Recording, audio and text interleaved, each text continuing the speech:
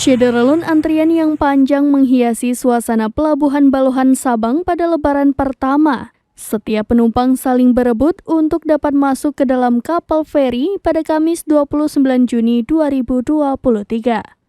Area parkir kendaraan di Pelabuhan Penyeberangan Balohan pun sudah terisi penuh oleh kendaraan.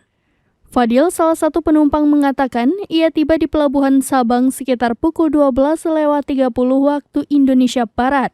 Menurut Fadil, banyak masyarakat yang berangkat pada lebaran pertama ini karena mau liburan maupun berjumpa dengan sanak family di daratan. Sementara itu, Kepala Dinas Perhubungan Aceh, Teguh Faisal, melalui Koordinator Pelabuhan Penyeberangan Balohan, Agustiar SSTMAR, mengatakan jumlah penumpang yang menggunakan kapal jenis Roro pada lebaran pertama ini ke Sabang mencapai 542 orang dan yang menggunakan kapal cepat 438 orang. Sedangkan total kendaraan golongan 2 tercatat 258 unit dan golongan 4 56 unit yang telah menyeberang dan masuk ke kota Sabang. Lebih lanjut, ia menjelaskan menurutnya pada lebaran kedua jumlah penumpang dari Banda Aceh ke Sabang akan mengalami peningkatan.